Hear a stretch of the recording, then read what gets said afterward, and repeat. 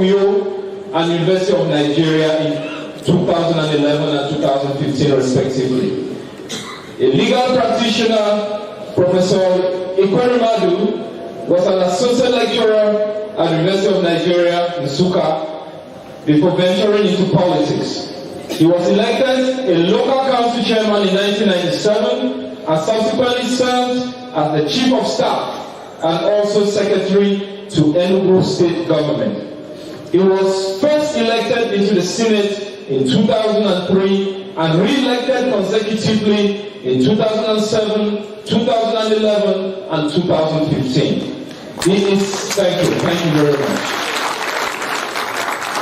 He is serving a record third consecutive tenure, by the way, without changing the constitution, as Deputy Senate President of Nigeria.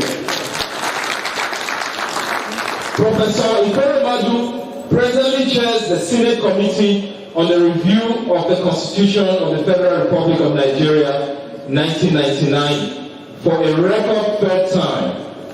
He has received recognitions and awards for piloting the first, second, and third amendments to the Nigerian Constitution in 2010, including the extensive electoral reforms that laid the foundation for the widely applauded 2015 and 2011 successful general elections. He serves as Speaker of the Parliament of the Economic Community of West African States, ECOWAS Parliament, from 2011 to 2016, where he successfully spearheaded the Legislative Act of Enhancement of the Powers of the ECOWAS Parliament. Professor EKWEREMADU making and Nigerian federalism, among others. He has received many distinguished honors and awards, including National Honor of the Commander of the Order of the Federal Republic.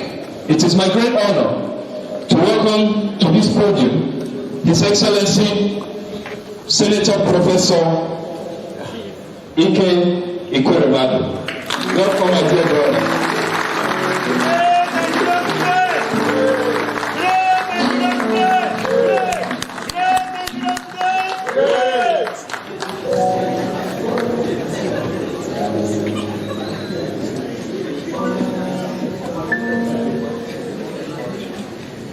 Your Excellency, the Secretary General of Higher Education, Republic of Cameroon, let me be the first to recognize you as such and to say congratulations on his attainment. The President of the Board of Trustees of this great university, my friend and all the great people who are making things happen here. The graduating students and parents, let me, as we say in Nigeria, stand on existing protocols, whatever that means. Yeah. Before I go into my very brief speech, I would like to make 3 quick points, probably tell you 3 quick stories, and then I'll quickly take my speech. This morning, while we are waiting for this to start, we are having a conversation with one of our friends who came from the United States of America. And because we have not started at the time we were told we would start, so she got worried. But very politely, she complained about how we manage time in Africa. I was getting very uncomfortable. So by the grace of God, we had a bishop by my side. So he came to my aid. And I'm going to tell you how he responded. He said, well, in Africa, we're never late. What we do is that we're flexible with time.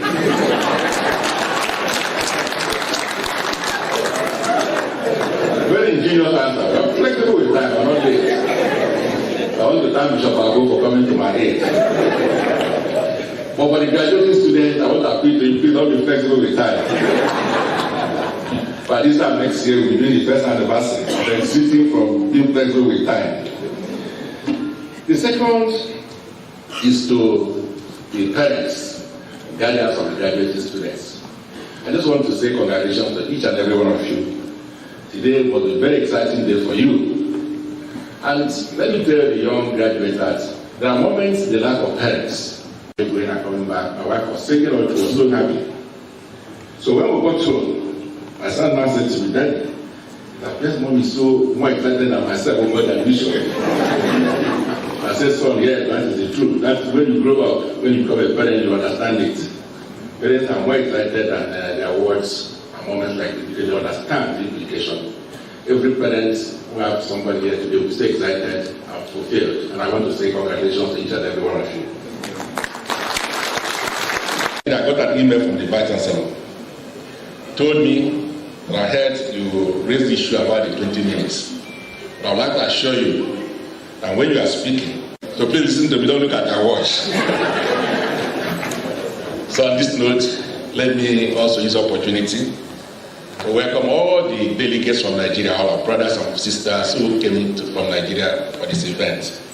Nigeria and Cameroon have shared great history, we've been friends, but sometimes we have competition, especially in football. But be assured that whenever Cameroon is not in World Cup, Nigeria will be there for you.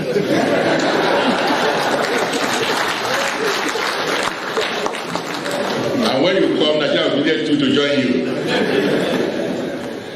So, I'm very grateful to this university, especially the president of the board, my friend Professor Barika, and Vice Chancellor for inviting me to share your joy today. I want to further commend Professor Barika and the rest of you who made it possible for the presidents of the ICT-University, Baton Rouge, USA, to be established in Yaoundé. The world is now ruled by knowledge and technology, and Africa will remain eternally grateful to you all for ensuring you are not left behind.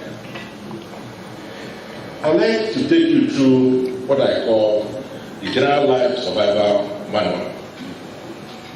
Sometimes I wonder what new I have to tell to the first century graduates. The whole company was launched, and later got 1,500 utilization payoff. It would have been tens of billions of dollars later today. So, always be patient. Always be patient. The next class must be humble when you eventually succeed. The disciples of Christ will often engage in arguments of who was greatest among them. In one particular instance, according to the account by Matthew, Christ tells them that the greatest shall be the servant, for whoever exalts himself shall be humbled, and whoever humbles himself shall be exalted. In my own instance, I was chosen as the chairman of my 8th grade when I was 9 years old. I occupied the office for 30 years. I was subsequently elected as the president of my community's Can Union Class 30. I held the position for so many years. In the course of that, I became the secretary of the committee set up by several communities agitating for the creation of our new local government area from our local government area of the states. Instructively, I was the youngest on that committee. But they chose me to make the presentation before the federal government panel for the creation of local governments. When IRE was eventually created, the elders of the local government came to me and said they want me to take honor for being the pioneer chairman of that local government to be elected. I was there at 5. I was never expecting that honor. In fact, my family had to request for time to think about it. I was then a legal practitioner. I contested the election. I was elected the first chairman of our new local government council. I was sworn in April 1997. Well, we did our best, and I was voted the best local government chairman in the Enugu State at the time. I moved on to become the chief of staff of the Enugu State Government House at the age of 37, and secretary to state government at 39. At 41, I was already into the Nigerian Senate. Even at that, I'm at home with the ordinary people of my constituency, and I give due respect to all and sundry. Now, I love you, the voice shouted. I love you, the voice came rolling from the mountain again. You are so wonderful, the boy shouted again. He gave the same response. He was even more bewildered. Then the father calmly explains, son, it's called echo. But this is real life. Life always gives back what you give out.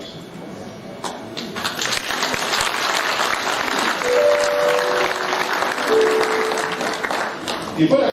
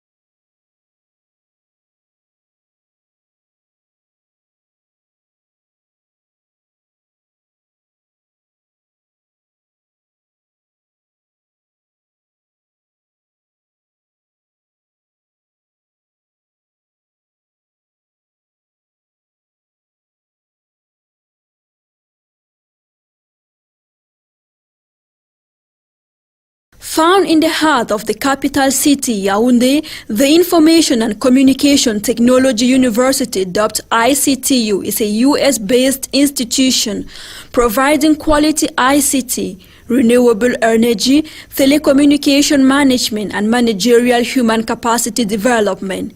It is an institution that is targeted for Africa, Latin America, the Caribbean, and Asia. The ICT University is currently providing degree and certificate courses to over 5,000 students worldwide. The American University in Cameroon offers the following programs: a top-up bachelor degree in Information and Communication Technology, ICT in Education, Information Systems and Networking, Business Management and Sustainable Development, Accounting Information Technology, Accounting and Computer Science, Telecommunication Engineering, Software Engineering, just to name a few. The ICT University equally offers a master's degree in ICT, Information Systems, Digital Media, International Masters in Business Administration. This prestigious institution goes even further to offer a PhD program for those willing to become professional doctors. They thus offer a PhD program in Public Health, Telecommunication, Business Administration, and the rest of the fields cited above. So you can apply now and earn a bachelor, master's, or PhD at an affordable cost. However, application submission deadlines for full semester begins in October, spring semester on its part begins in February, whereas the summer semester starts in July.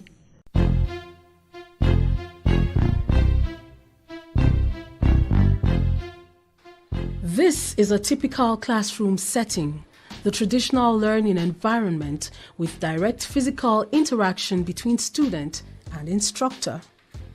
Gaining popularity these days, though, is the virtual classroom. Hello, sir. Can you hear me? Okay, good. We're good to go. Smartphones that we are used to do that. We have blended learning, we have virtual learning, we have online learning and distance education. Blended learning is a combination of online teaching and traditional methods of teaching. And then online teaching is basically online. This is the way to go, and this is the 21st century. The beauty about this is that it helps learners that cannot come here physically to learn from wherever they are. And the other good thing about it is that you can still see the teacher via video conferencing, the exact way that the student that has come here in the physical classroom is doing. With e-learning, students can engage with online instructors and fellow students anywhere, on their own terms, at their own pace. I leave home, for example, at 6:30, at times 5:30, and 6 o'clock, 6:30, I'm in my office. And I'm in my office through to around 3:30, 4. And at 4, we begin our classes most often than not at 5. That is online. On online, I just need to log in, and if the lecturer is around, I follow on. Be in my office, I just need to shut up my office to maybe to avoid any visitor and all of that, and I'll follow my classes without any problem. My regular day is from 7:30 in the morning. I find myself at my job site, and by 3-4, I log on to the platform, the online platform, and I take my classes. This is the favored method of learning for workers, employees, trainees. We have students who are workers, so they would love to take their lectures and their courses in their offices and in their homes at their own convenience. Actually, I am a director, and actually I don't really have time. So when I was told about ICT, when I also desire to further my education, I was really happy with the system, which was online, because actually in my office I have my courses without any problem. Even at home, I have my courses without any problem. It was really a motivation. I'm a worker, and given that I could not register in the regular system of education whereby you go to class, you see, take notes, so I had to register for an online program at the ICT-University. In that manner, I registered for Masters in ICT, which is an online program coordinated from Uganda, and with the ease and at which the program is being coordinated from there, I can follow my classes from my tablet as well as from my computer. So just how do instructors keep their students motivated? The principle of teaching remains the same, because teaching is teaching. If the teacher has not prepared well, the online teacher has not prepared very well, the students may feel isolated because they don't feel the physical presence of the teacher, much as they are seeing the teacher on video. So the teacher has to engage the learners and use techniques and methods that helps the learners to collaborate and learn on the learning platforms. Quite different from the traditional methods. Because in the traditional methods, the students they feel you, they see you, they can easily get to you at a time they need you. And it helps them to learn better, to get motivated. But here you are on video, yes, they are seeing you, but they don't feel your own presence. And they feel that they have to basically maybe communicate to you through technologies, and it may not be that natural. So as we prepare, we need to understand aspect of 1, students' engagement, 2, collaboration, and motivation to learn. If they send you a message, you should be able to reply it within 24 hours to address their concerns. In that way, they will be motivated to learn, and they will not be frustrated, and they will not drop the courses. Technology has also placed unlimited resources at the fingertips of learners these days. One of such is the e-library. If you look at the time it takes to write a book, to get it printed, and to get it distributed to various countries, it takes quite a number of years. And with the rapid involvement and evolution of technology, by the time the books get to the users, the end users, which are the students, it's outdated. Yeah. So, but with the digital library today, you have the possibility that once the book is written, it can be used already, accessible already electronically before the time it takes to be printed or distributed. So, okay, the digital library today, like in our context here, we have a server that is built in with close to 80,000 books. First, the students have what we call a flexibility. Conventional library, you need to go to a location that they call a library, like this one. You have to take a book, you sit down, you read. But the digital library, from your comfort zone, you just log into the library, you download the books the book of interest you're interested in, you can read. It is an online database of digital documents which can be borrowed just like from a traditional library. In my department, the Science of Education, we have a lot of books to read, and it is not all that very, very easy if we were to buy books. It will be very costly if you had to purchase them physically. It's very easy to download. Generally, the students already have full access to the books. Yeah, but the general public, when they come to the university and want to benefit from our library resource, they just get a registered administration and they'll be given access to the library. You can have like 10,000 people reading one book at the same time. E-learning may be perceived to be easier, but requires equal effort and determination as traditional learning to get the desired results and success.